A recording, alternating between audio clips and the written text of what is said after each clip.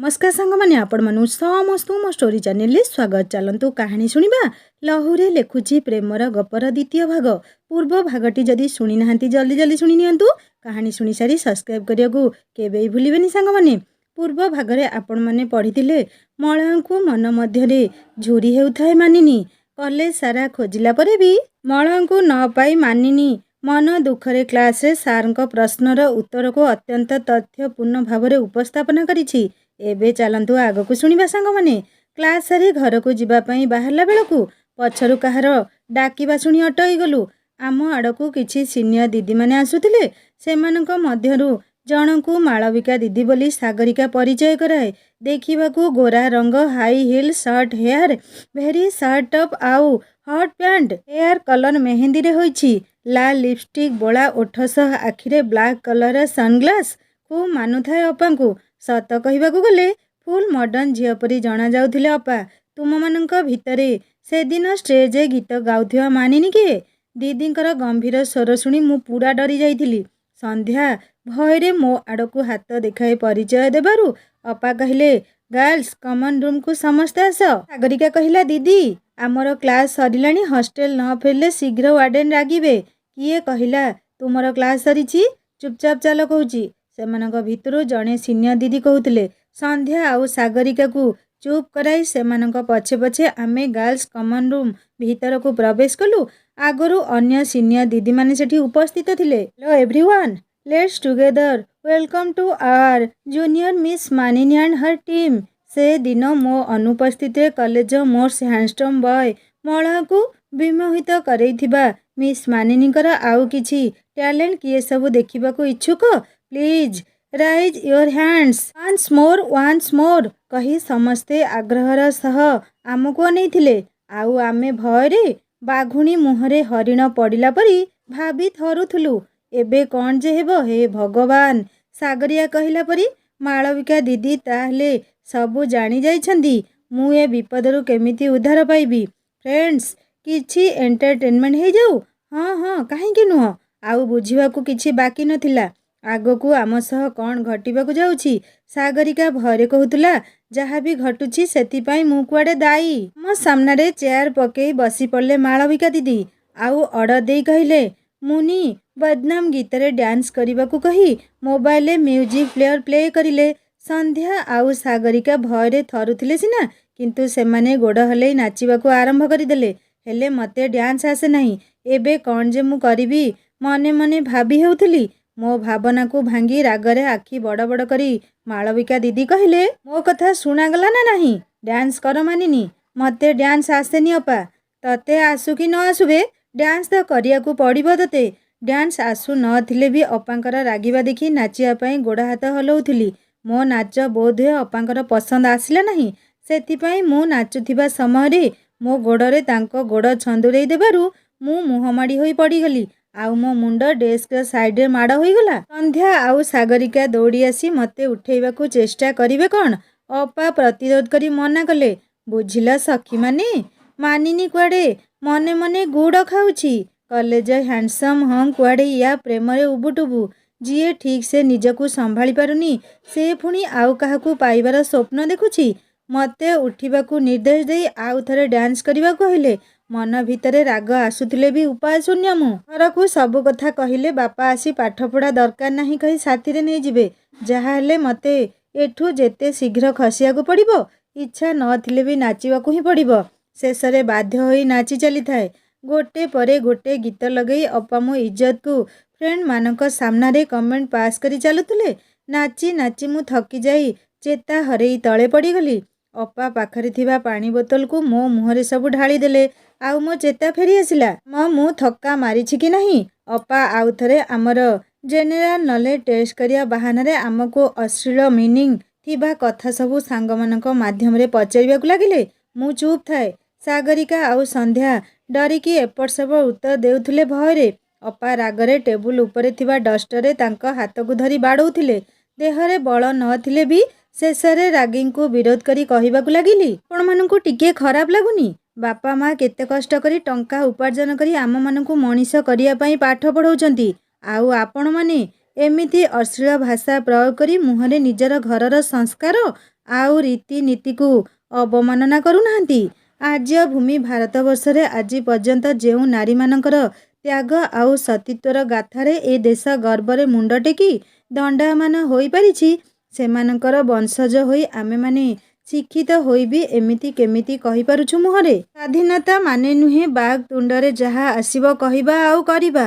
ମାଳବିକା ଦିଦିଙ୍କର ଉଦ୍ଦେଶ୍ୟରେ କହିଲି, ନାରୀ ସର୍ବଦା ଲଜ୍ଜାଶୀଳ ହେବା ଉଚିତ, ନା କି ନିଜର ଶାରୀରିକ ଅଙ୍ଗକୁ ପ୍ରଦର୍ଶନ କରି ପୁଅମାନଙ୍କର ଖରାପ ନଜରରେ ଶିକାର ହେବା ଉଚିତ କି? ଦେହର ସୌନ୍ଦର୍ଯ୍ୟ ଆମେ ପିନ୍ଧିଥିବା ପୋଷାକ ଉପରେ ନିର୍ଭର କରେ, ନା କି ଅର୍ଦ୍ଧ ଉଲଗ୍ନ ଶରୀର ଦେଖେଇବାରେ। ସେମିତି ହୋଇଥିଲେ ଅନେକ ଯୁଗ ଧରି ନାରୀମାନେ ଅଙ୍ଗ ପ୍ରଦର୍ଶନ କରିପାରିଥାନ୍ତେ। ନାରୀ ନିଜର ସତୀତ୍ୱ ଆଉ ଇଜ୍ଜତକୁ ଯଦି ଭଲ ପାଉଥିବ, ତେବେ ସେ ମନର ପୁରୁଷ ଛଡ଼ା ଆଉ କାହା ସାମ୍ନାରେ ବି ନିଜର ଦେହକୁ ଉପଭୋଗ ହେବାକୁ ଦେଇପାରିବ ନାହିଁ। ସେ ହେଉ ଅବା ପ୍ରେମ ପାଇବା ପାଇଁ ଶଯ୍ୟାରେ ଅବା କାହା ଆଖିର ଖରାପ ଦୃଷ୍ଟିରେ। ଦିଦି, ଆପଣ ଯଦି ଭାବୁଛନ୍ତି ଆମକୁ ଏମିତି ଖରାପ ଆକ୍ଷେପ କରି ନିଜକୁ ଉଚ୍ଚ ସଂସ୍କାର ଆଉ ସ୍ୱାଭିମାନୀ ବୋଲି ପରିଚୟ ଦେଉଥିବାର, ତାହେଲେ ଆପଣ ଭୁଲ ଭାବୁଛନ୍ତି। ନିଜକୁ ପ୍ରଥମେ ଦର୍ପଣରେ ଦେଖିବାକୁ ଚେଷ୍ଟା କରନ୍ତୁ, ତାପରେ ଜାଣିପାରିବେ ଆପଣଙ୍କ ଆଉ ମୋ ଭିତରେ ମଳୟ କ'ଣ ଫରକ ଦେଖିଥିବେ। ଆଜି ଯାଏଁ ଆପଣ ଅନେକ ପ୍ରୟାସ କରିଥିବେ ମଳୟଙ୍କୁ ପ୍ରେମରେ ପକେଇବା ପାଇଁ, ହେଲେ କାହିଁକି? ସେ ଭଲ ପାଉନାହାନ୍ତି ଆପଣଙ୍କୁ କେବେ ବୁଝିବାକୁ ଚେଷ୍ଟା କରିଛନ୍ତି? ମୋତେ ଯଦି ରାଗିଂ କରିବାକୁ ଚାହୁଁଛନ୍ତି, ତେବେ ଶିକ୍ଷାଗତ ଯୋଗ୍ୟତା ଉପରେ କରନ୍ତୁ, କିମ୍ବା ଆପଣଙ୍କର ଯାହା ଟ୍ୟାଲେଣ୍ଟ ଅଛି ସେଇଥିରେ କରିପାରିବେ। ମୁଁ ମଧ୍ୟ ରାଜି ଅଛି ଆପଣଙ୍କର ଚ୍ୟାଲେଞ୍ଜକୁ ଗ୍ରହଣ କରିବା ପାଇଁ, କିନ୍ତୁ ଏମିତି ଅଶ୍ଳୀଳ କଥା କହି ଆମ ସାମ୍ନାରେ ନିଜର ଇଜ୍ଜତକୁ ନଷ୍ଟ କରନ୍ତୁ ନାହିଁ। ଯଦି କମ୍ପିଟିସନ୍ ଚାହୁଁଛନ୍ତି, ତେବେ ପ୍ରସ୍ତାବ ଦିଅନ୍ତୁ। ସେଇଠି ସମସ୍ତଙ୍କ ସାମ୍ନାରେ ଜଣାପଡ଼ିଯିବ କେତେ କିଏ ଟ୍ୟାଲେଣ୍ଟେଡ୍। ତୋର ଏତେ ସାହସ? ଜୁନିୟର ହୋଇ ସିନିୟରଙ୍କୁ ମୁହଁରେ ଜବାବ ଦେଉଛୁ, ଆମକୁ ଭଲ ମନ୍ଦର ଶିକ୍ଷା ଦେଉଛୁ କହି ସିନିୟର କଳ୍ପନା ଦିଦି ମୋ ଗାଲକୁ ଏକ ଶକ୍ତ ଥାପଡ଼ ଦେଲେ। ମୁଁ ରାଗିକି କ'ଣ ଚାହିଁବି? ମାଳବିକା ଦିଦି ଅଟକାଇ କହିଲେ, ତେବେ ଠିକ୍ ଅଛି, ଆମ ଭିତରେ କାହାର କେତେ ଯୋଗ୍ୟତା ଅଛି ଜାଣିବାକୁ ହେଲେ ଏ ବର୍ଷ ଇଣ୍ଟର କଲେଜ କୁଇନ୍ ଟାଇଟଲକୁ ମୋ ଠାରୁ ଛଡ଼େଇ ନେଇ ଦେଖା। ତାହେଲେ ମୁଁ ଜାଣିବି ତୁ କେତେ ଟ୍ୟାଲେଣ୍ଟେଡ୍। ଆଉ ଯଦି ତୁ ହାରିଯିବୁ ନା, ତାହେଲେ ମଳୟଙ୍କ ସାମ୍ନାରେ ମୋ ଗୋଡ଼ ଧରି ଭୁଲ ମାଗିବୁ ତୁ। ରାଜି ତ? ଏତେ ବଡ଼ ଅପମାନ ପରେ ଆଉ କ'ଣ ଅଛି ଯେ? ମୁଁ ରାଜି ଅଛି। ଓକେ, ଅଲ୍ ଦ ବେଷ୍ଟ କହି ଦିଦି ତାଙ୍କର ସାଙ୍ଗମାନଙ୍କ ସହ ଚାଲିଗଲେ। ସନ୍ଧ୍ୟା ଆଉ ସାଗରିକା ଆସି କହିଲେ, ତୁ ଏ କ'ଣ କହିଲୁ ପାଗଳୀ? ଜାଣିଛୁ ଦିଦି ଦୁଇ ଥର ଇଣ୍ଟର କଲେଜ କୁଇନ୍ ଟାଇଟଲ ହାସଲ କରିସାରିଛନ୍ତି, ଆଉ ତୁ? ଆରେ, ତୁ କହିବା ଆଗରୁ ଥରେ ଭାବିଲୁ ନାହିଁ? ସମୟ କେଉଁଠୁ ପାଇଲି କି? ତୁମମାନଙ୍କୁ ଯେଉଁ ଖରାପ ଅର୍ଥ ଥିବା ପ୍ରଶ୍ନ ସେମାନେ ପଚାରୁଥିଲେ, ମୋତେ ବହୁତ ରାଗ ଲାଗିଲା, ସେଇଥିପାଇଁ କହିଦେଲି। ଏବେ କହି ତ ସାରିଲେଣି, ଆଉ ଭାବିକି ଲାଭ କ'ଣ? ତୁମେ ଦୁହେଁ ସାଥ ଦେଲେ ମୁଁ ମଧ୍ୟ ପ୍ରସ୍ତୁତି ଆରମ୍ଭ କରିଦେବି, ତାପରେ ଯାହା ଭଗବାନଙ୍କର ଇଚ୍ଛା। ସମସ୍ତେ ହଷ୍ଟେଲ ଫେରି ଆସିଲୁ। ଆମେ ଆସିଲା ପରେ ମାଳବିକା ଦିଦିଙ୍କୁ ମୁଁ କହିଥିବା କଥା ସବୁ ଏହି ଜଣେ ଦିଦିଙ୍କର ଶତ୍ରୁ ରେକର୍ଡ଼ିଂ କରି କଲେଜ ହ୍ୱାଟ୍ସଆପ୍ ଗ୍ରୁପରେ ପୋଷ୍ଟ କରିଦେଲା ପରେ ସାରା କଲେଜରେ ଭାଇରାଲ ହୋଇଗଲା।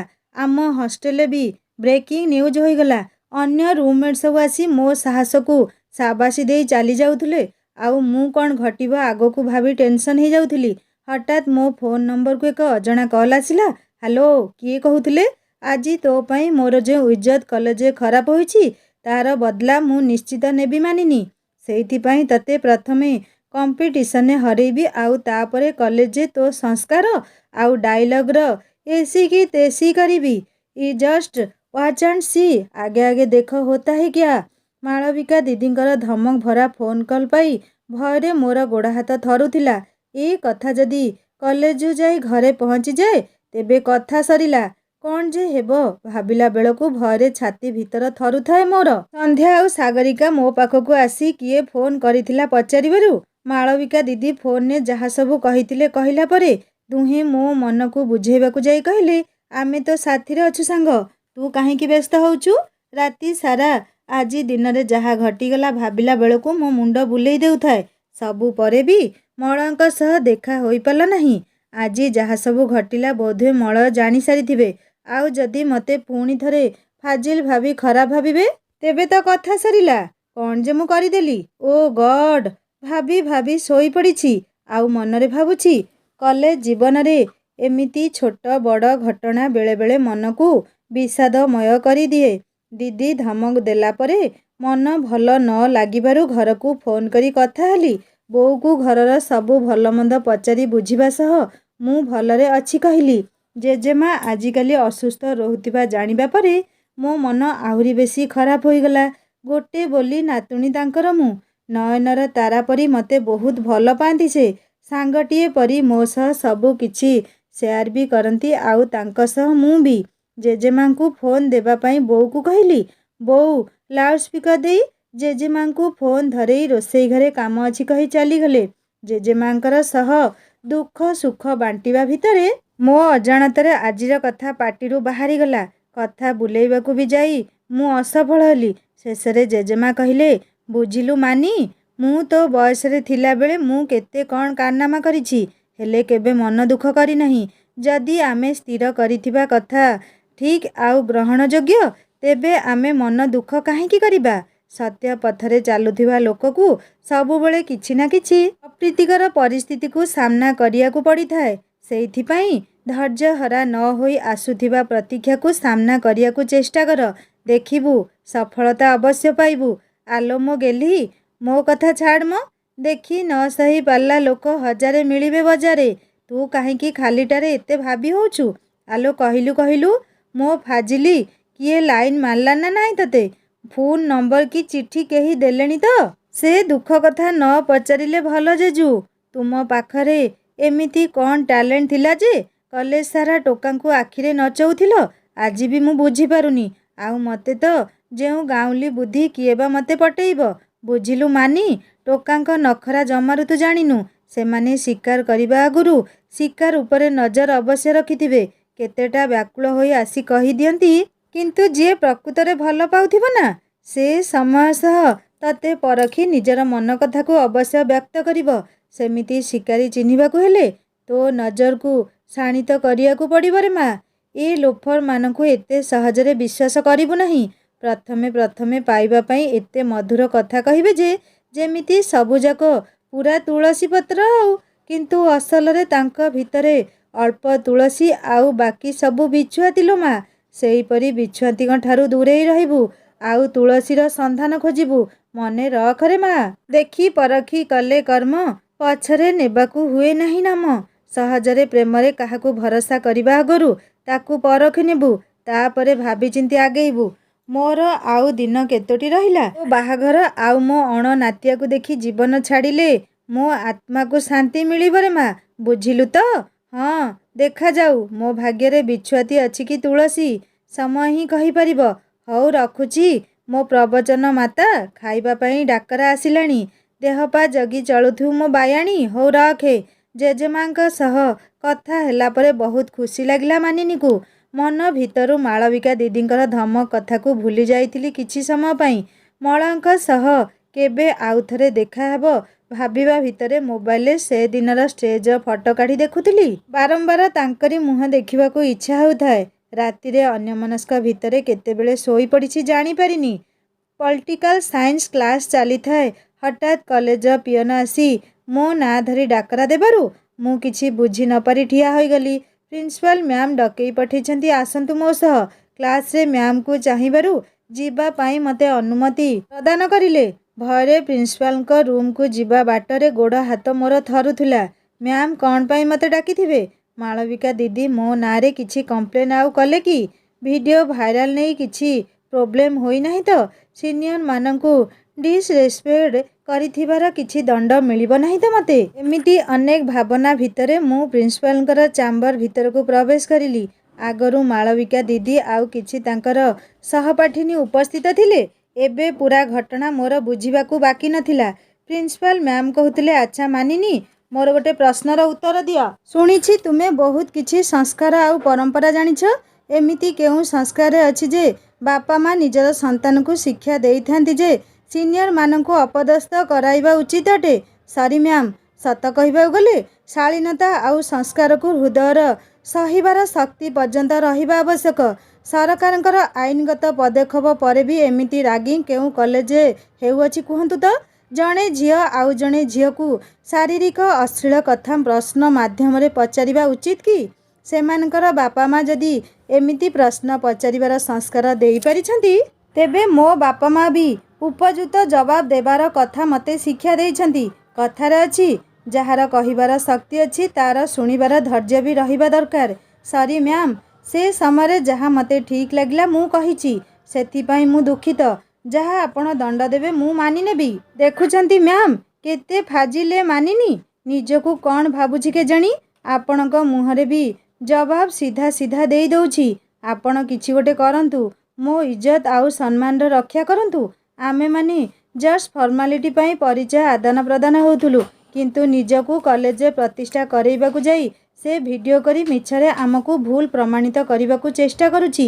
ଆପଣ ଯଦି ମାନିନୀକୁ କଲେଜରୁ ରଷ୍ଟିକେଟ୍ କରିବେ ନାହିଁ, ତେବେ ଆମେ ସମସ୍ତେ କ୍ଲାସ୍ ବର୍ଜନ କରି ଧାରଣା ଦେବୁ।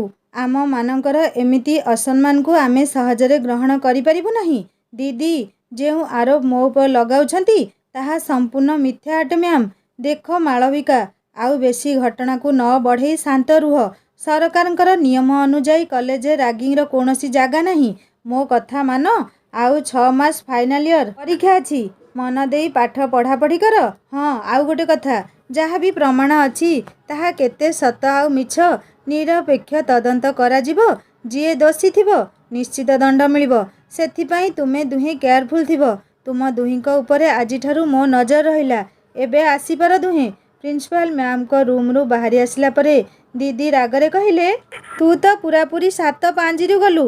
ଖାଲି ଏଣ୍ଟର କଲେଜରେ କଲେଜ କୁଇନ୍ କମ୍ପିଟିସନରେ ତତେ ହରେଇଲା ପରେ ଯାଇ ତୋ ସହ ମୋର ଦେଖା ସାକ୍ଷାତ। Best of luck. ଦିଦିଙ୍କ ଠାରୁ ଏସବୁ ଶୁଣି ନିଜକୁ ଭୟ ଲାଗୁଥିଲେ ବି 2 ଦିନ ହେଲା ମଳୟଙ୍କୁ କଲେଜରେ ଦେଖିବାକୁ ପାଉନାହିଁ। ମନ ଭିତରେ ଅଶାନ୍ତ କୋହର ମେଘ ଆଖି ତଳେ ଘନୀଭୂତ ହୋଇସାରିଲାଣି। ଆଉ କିଛି ସମୟ ପରେ କୃତ୍ରିମ ସାମୁଦ୍ରିକ ଝଡ଼ରେ ପରିଣତ ହୋଇଯାଇପାରେ। ଅସ୍ଥିର ହୃଦୟର ଆବେଗ ଭିତରେ ମନର ଭାବନାର ଢେଉ ଆହୁରି ବେଶୀ ବିଚଳିତ କରିଦେଉଥାଏ ମୋତେ। ଏମିତି ଭାବନା ଭିତରେ କ୍ଲାସରୁମ୍ ଆଡ଼କୁ ଯାଉଥିବା ବେଳେ ପଛରୁ କାହାର କଣ୍ଠସ୍ୱର ଶୁଣି ବୁଲିକି ଦେଖେ ତ ମୋ ସାମ୍ନାରେ ମଳୟ ଦଣ୍ଡାୟମାନ ଅଛନ୍ତି। ଇଚ୍ଛା ହେଉଥିଲା ଦୌଡ଼ି ଯାଇ କୁଣ୍ଢେଇ ହୃଦୟର ଅସରନ୍ତି କୋହକୁ ତାଙ୍କରି ବାହୁରେ ଢାଳି ମନକୁ ହାଲକା କରିନେବି। ହେଲେ କେଉଁ ପରିଚୟ ତାଙ୍କ ସହ ମୋର? ଆଜି ବି ଏ ରାଧା ପୂର୍ଣ୍ଣତା ପ୍ରାପ୍ତି ପାଇଁ ବ୍ୟାକୁଳ। କେମିତି ଏ ମନକୁ ତୁମ ବିନା ବୁଝେଇ ରଖିଛି ସେ କଥା କେବଳ ମୁଁ ହିଁ ଜାଣେ ମଳୟ। ଏମିତି ଅନେକ ଭାବନା ମନରେ ଆସୁଥାଏ। ଏହା ଭିତରେ ମଳୟ ପାଖକୁ ଆସି ମୋତେ ହଲେଇ ଦେଇ କହିଲେ, ଆର୍ ୟୁ ଅଲରାଇଟ୍ ମାନିନୀ? ଭାବନାରୁ ହଠାତ୍ ଚମକି ପଡ଼ି ଫେରିଆସି କହିଲି, I am so sorry for my stupid. Please, ତୁମେ କ'ଣ ପାଇଁ ମୋତେ ସରି ମାଗୁଛ? ଓଲଟା ମୋର ତୁମକୁ କିଛି କହିବାର ଅଛି। ଆସ ମୋ ସହ। ହେଲେ କୁଆଡ଼େ? College canteen. ଆଉ କେଉଁଠିକି ଭାବୁଛ? ହେଲେ ଆପଣଙ୍କ ସହ ଗଲେ କାଳେ କିଏ ଦେଖି କିଛି ଭାବିବେ, ଆଉ ଘଟଣା ଯଦି କିଛି ଅନ୍ୟ ଦିଗକୁ ଗତି କରେ। ଏମିତି ସିଲି ପ୍ରଶ୍ନ ତୁମକୁ ଶୋଭା ପାଏ ନାହିଁ ମାନିନୀ। କିଏ କ'ଣ ଭାବିଲେ ମୁଁ ଉତ୍ତର ଦେବି? ତୁମେ ଯଦି କିଛି ମାଇଣ୍ଡ କରୁଛ ମୋ ସହ ଆସିବାକୁ ତେବେ ଇଟ୍ସ ଓକେ। ନୋ ନୋ, ଆପଣଙ୍କର କଥାକୁ ମୁଁ ଧରି ନାହିଁ। ଯାହା ହେଲେ ଶୁଣିଛି, ଝିଅ ଘିଅ ବିନା ଦୋଷରେ ଧୂଆଁ କେଉଁଠି ବି ଉଠିପାରେ। ସେଥିପାଇଁ ଜେଜୁ କୁହେ କିଛି କରିବା ଆଗରୁ ହାତେ ମାପି ଚାଖଣ୍ଡେ ଚାଲିବା ଦରକାର। ପଛରେ ଯେମିତି କିଛି ଅସୁବିଧା ହେବ ନାହିଁ। ଓହୋ, ମାନିଗଲ ତୁମେ ଭଗବାନ। ଆଉ ହଉ, ଏବେ ଯାଇପାରିବା କି? ଜେଜୁ କିଏ ଜାଣିପାରିଲି ନାହିଁ। ହେଲେ କାରଣ ତ କହିଲେ ନାହିଁ। କେଉଁଥିପାଇଁ ଆପଣଙ୍କ ସହ ମୁଁ ଯିବି ପ୍ରଥମେ କୁହନ୍ତୁ, ତାପରେ ଜେଜୁ କିଏ ମୁଁ କହିବି। କ୍ୟାଣ୍ଟିନରେ ସବୁ କହିବି। ତୁମେ ଯଦି କିଛି ଖରାପ ନ ଭାବି ଆସିବ ତାହେଲେ ଯାଇ। ଓକେ, ତାହେଲେ ଚାଲନ୍ତୁ। ମଳୟଙ୍କ ସହ ଦେଖା ହେଲା ପରେ ମନଟାକୁ ମୋର ଆଶ୍ୱସ୍ତି ଲାଗିଲା।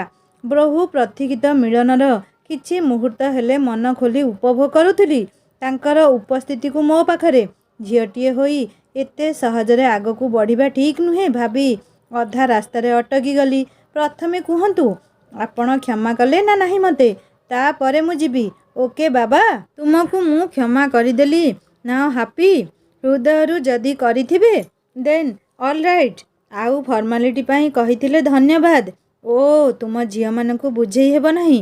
ହୃଦୟ ଆଉ ଫର୍ମାଲିଟିରେ ଏମିତି ହିଁ ରହିଯିବ ସବୁବେଳେ ସନ୍ଦେହ କରି।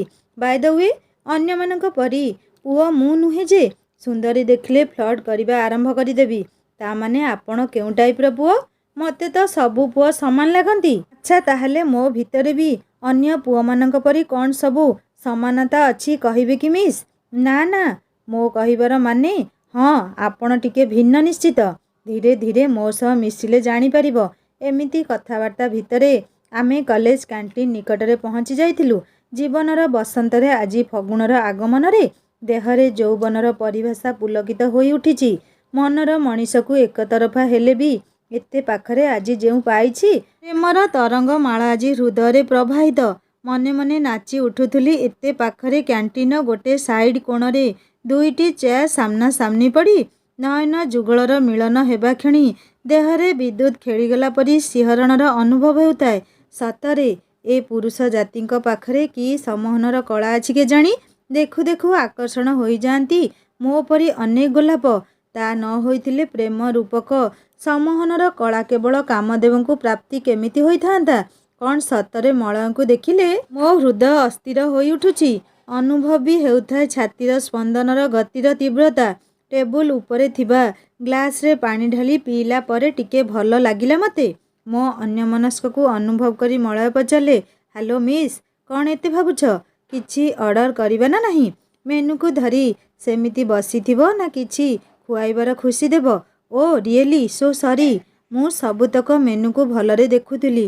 ଆକ୍ଚୁଆଲି ପ୍ରଥମ ଥର ପାଇଁ କ୍ୟାଣ୍ଟିନ୍କୁ ଆସିଛି ତ, ସେଥିପାଇଁ ସବୁ ମେନୁକୁ ଚେକ୍ କରୁଥିଲି। ମୋର ଗୋଟେ ଚକୋଲେଟ୍ କୋଲ୍ଡ କଫି, ଆଉ ଆପଣଙ୍କର? ଭାଇ, ଗୋଟେ କୋଲ୍ଡ କଫି ମ୍ୟାଡମଙ୍କ ପାଇଁ, ଆଉ ମୋ ପାଇଁ ଗୋଟେ କପ୍ ଚା। ଅର୍ଡର ଦେଇସାରିବା ପରେ ମୋ ଆଡ଼କୁ ଚାହିଁ ମଳୟ ଗୋଟେ ପ୍ରଶ୍ନ ପଚାରିଲେ, ତୁମ ଭିତରେ ଏତେ ସାହସ କେଉଁଠୁ ଆସୁଛି ମାନିନୀ? କଲେଜ ସାରା ଦିନ କେତେଟାରେ ତୁମକୁ ଲେଡି ଡନ୍ ଡାକିଲେଣି? କଥା କ'ଣ? ଗୋଟେ ଝିଅର ସ୍ୱଭାବ କ'ଣ ଏମିତି ହେବା ଆବଶ୍ୟକ? କିଛି ସମୟର ନୀରବତା ରକ୍ଷା କରି ମୁଁ ଆରମ୍ଭ କଲି, ସତ କୁହନ୍ତୁ, ଆପଣଙ୍କୁ କେଉଁ ପ୍ରକାର ଝିଅ ପସନ୍ଦ? ତାପରେ ଆପଣଙ୍କର ପ୍ରଶ୍ନର ମୁଁ ଉତ୍ତର ଦେବି। ମୋ କଥାରୁ କ'ଣ ବୁଝିଲେ କେଜାଣି? ହସି ଉଠିଲେ ମଳୟ ଆଉ କହିଲେ, ମୋତେ? ତୁମେ ଯେଉଁ ଫୁଲ କଥା କହୁଛ ମାନିନୀ, ସେ ଫୁଲକୁ ପାଇବାର ଆସକ୍ତି କେବେ ଏ ମଳୟ କରିନାହିଁ। ମିଛ ପ୍ରତିଶ୍ରୁତି ଦେଇ ଜୀବନରେ ଅସରନ୍ତି ସ୍ୱପ୍ନ ସଜେଇ କିଛି ସମୟ ପାଇଁ ନିଜକୁ ପ୍ରେମରେ ହଜେଇ ଦେଲା ପରି ମୋର ନାୟିକାର ଆବଶ୍ୟକତା ନାହିଁ। ଯେଉଁଠି ପ୍ରେମ ପାଇଁ ସିନ୍ଦୂରର ବ୍ୟବଧାନ ଥିବ, ଆସକ୍ତି ଆଉ ପ୍ରାପ୍ତିର ସର୍ବୋଚ୍ଚ ସ୍ଥାନକୁ ପରିତ୍ୟାଗ କରି ଶାଶ୍ୱତ ପ୍ରେମ ପାଇଁ ଯିଏ ନିଜର ସବୁକିଛି ତ୍ୟାଗ କରିଦେଇ ପାରୁଥିବ। ସତ କହିବାକୁ ଗଲେ ମୋତେ ଶ୍ରୀ ରାଧାଙ୍କ ପରି ଝିଅ ଭାରି ପସନ୍ଦ। କାହିଁକିନା ଜୀବନରେ ଆଜି ପରେ କାଲି କ'ଣ ଘଟିବ ଭାଗ୍ୟରେ କେହି ଜାଣିନାହାନ୍ତି। ତେବେ ନିଃସ୍ୱାର୍ଥପର ଭଲ ପାଇବା ଆଜିକା ଦିନରେ ମିଳିବା ବହୁତ କଷ୍ଟ ମାନିନୀ। ଆଉ ସବୁ ପରେ ପୁରୁଷର ମନକୁ ବାନ୍ଧି ରଖିପାରୁଥିବା ଜଣେ ସର୍ବଗୁଣରେ ପରିପୂର୍ଣ୍ଣା ପତ୍ନୀ ରୂପରେ ସାଥୀଟିଏ ମିଳିପାରିଲେ ଜୀବନରେ ଆଉ କିଛିର ଦୁଃଖ ରହିବ ନାହିଁ। ତା ମାନେ ନୁହେଁ ନାରୀର ସ୍ୱାଧୀନତାରେ ପୁରୁଷର ହସ୍ତକ୍ଷେପ କରିବାର ଆବଶ୍ୟକତା ଅଛି। ଏ ବିବାଦରେ ମୁଁ କେବେ ପଶିବା ପାଇଁ ଚାହିଁବି ନାହିଁ। କାରଣ ନାରୀ ହେଉ କି ପୁରୁଷ, ଦୁହେଁ ଜାଣନ୍ତି କାହାର କେତେ ସୀମା ସମାଜରେ। ବାସ୍ ସେତିକି ନିଜ ଭିତରେ ରଖିପାରିଲେ ଆଉ ବା କ'ଣ ଆବଶ୍ୟକ କୁହ ଜୀବନରେ? ଏବେ ମୋ ପ୍ରଶ୍ନର ଉତ୍ତର ଦିଅ। ହୁଏତ ଏହା ଆପଣଙ୍କର ମନର କଥା, କିନ୍ତୁ ମୋ ଜେଜୁ କୁହେ, ଯେଉଁଠି ପୁରୁଷ ପ୍ରଭାବଶୀଳ ସମାଜରେ ପୁରୁଷୋତ୍ତମ ରାମଚନ୍ଦ୍ର ଭୁଲ ଠିକ୍ର ଧର୍ମ ପରୀକ୍ଷାରେ ପ୍ରଜାମାନଙ୍କ କଥାରେ ବିବଶ ହୋଇ ମା ସୀତାଙ୍କ ପରି ପତିବ୍ରତା ନାରୀଙ୍କର ଅଗ୍ନି ପରୀକ୍ଷା କରାଇ ପାରନ୍ତି, ତ ଆଉ ନିଜର ମର୍ଯ୍ୟାଦାକୁ ରଖିବା ପାଇଁ ନାରୀକୁ ସମ୍ପତ୍ତି ଭାବି ସଭାରେ ନିଲାମ କରୁଥିବା ଧର୍ମରାଜ ଯୁଧିଷ୍ଠିର ସମାଜରେ ଦ୍ରୌପଦୀଙ୍କର ଇଜ୍ଜତ ରକ୍ଷା କରିପାରନ୍ତି ନାହିଁ? ସେଠି ଜଣେ ନାରୀ କେତେ ଦିନ କୁହ ପରାଧୀନତାର ଶିକୁଳିରେ ଆବଦ୍ଧ ହୋଇ ରହିବ? ସେଥିପାଇଁ ସମାଜରେ ଆଜିକା ଦିନରେ ନାରୀଟିଏ ମା ଦୁର୍ଗାଙ୍କ ପରି ହେବା ଆବଶ୍ୟକ। ନିଜର ଇଜ୍ଜତ ଆଉ ସମ୍ମାନ ସହ ଆତ୍ମରକ୍ଷା ବି ନିଜକୁ କରିବାକୁ ହେବ। ସେଥିପାଇଁ ମନ ଭିତରେ ଅନେକ ସାହସର ଆବଶ୍ୟକତା ଅଛି, ଯାହା ମୋ ଜେଜୁ ଆଜି ଯାଏଁ ଶିକ୍ଷା ଦେଇ ଆସିଛି ମୋତେ। ଆରେ ବାଃ, ଇଣ୍ଟର କଲେଜ ବେଷ୍ଟ ଡିବେଟ୍ ମ୍ୟାନଙ୍କୁ ମୁଁ ଦେଖିଛି। ତୁମେ ହରେଇ ପାରିବ ତ? ତୁମ ଭିତରେ ସାହସ ସହ ଶାସ୍ତ୍ର ଆଉ ବିଚାର ମାଧ୍ୟମରେ ଉପଯୁକ୍ତ ଯୁକ୍ତି ରଖିବାର ଶୈଳୀ ଦେଖି ତୁମେ ଖୁବ୍ ଟ୍ୟାଲେଣ୍ଟେଡ୍ ବୋଲି ଆଜି ଜାଣିବାକୁ ପାଇ ଖୁସି ହେଲି। ଥାଉ ଥାଉ, ଆଉ ଏତେ ମୋତେ ମହାନ କରନ୍ତୁ ନାହିଁ। ହେଲେ ମୋତେ ଜାଣିବାର ଉଦ୍ଦେଶ୍ୟ କିଛି ଜଣାଇଲେ ନାହିଁ। ନା, ମୋ ସହ ସତରେ ଟାଇମ୍ ସ୍ପେଣ୍ଡ କରିବାକୁ ଚାହୁଁଥିଲେ? ଓହୋ, ଆଉ ଥରେ ମୁଁ କାହିଁକି ଏମିତି ଓପନ୍ ହୋଇଯାଉଛି ଏତେ ମଳୟଙ୍କ ନିକଟରେ? କଣ୍ଟ୍ରୋଲ ମାନିନୀ, କଣ୍ଟ୍ରୋଲ। ମୋ କଥା ଶୁଣି ହସି ଉଠିଲେ ମଳୟ ଆଉ କହିଲେ, ତୁମର ଏ ଓପନ୍ ମାଇଣ୍ଡର ସ୍ୱଭାବ ମୋତେ ବହୁତ ଭଲ ଲାଗେ। ଛାଡ଼ ସେ କଥା ସବୁ। ଆକ୍ଚୁଆଲି ତୁମକୁ ଏଠାକୁ ଡାକିବାର ଅଭିପ୍ରାୟ ହେଲା କି, ଯାହା ବି ତୁମେ କରିବ ଆଗତ ଭବିଷ୍ୟତକୁ ବୁଝି ବିଚାରି କରିବ। ନାରୀଟିଏ ଯେତିକି ସହନଶୀଳ ହୋଇଥାଏ ତା ଗର୍ଭରେ ଯଦି କିଛି ଆଘାତ ଆସେ ସେ ସେତିକି ହିଂସ୍ର ହୋଇଥାଏ। ମୁଁ କ'ଣ କହିବାକୁ ଚାହୁଁଛି ତୁମେ ଠିକ୍ ବୁଝିପାରୁଥିବ। ମୁଁ ଜାଣେ ମାଳବିକାଙ୍କ ମନରେ ମୋତେ ନେଇ ଭଲ ପାଇବା ଭରି ରହିଛି। ସେଥିପାଇଁ ସେ କେବେ ବି ତୁମର ଉପସ୍ଥିତିକୁ ମୋ ପାଖରେ ସହିପାରିବେ ନାହିଁ। ଦେଖିବାକୁ ବହୁତ ସୁନ୍ଦର ହେଲେ ବି ମାଳବିକା ତୁମ ପରି ବୁଦ୍ଧିମତୀ ନୁହନ୍ତି। ସେଥିପାଇଁ ନିଜକୁ ସର୍ବଦା ସୁରକ୍ଷିତ ରଖିବାକୁ ଚେଷ୍ଟା କରିବ ମାନିନୀ। ମାଳବିକାଙ୍କୁ ବୁଝେଇ କିଛି ଲାଭ ନାହିଁ ଜାଣି ସେଥିପାଇଁ ତୁମକୁ କହୁଛି। ଆଉ କିଛି ଅସୁବିଧା ହେଲେ ନିଶ୍ଚିତ ମୋତେ ଖବର ଦେବ।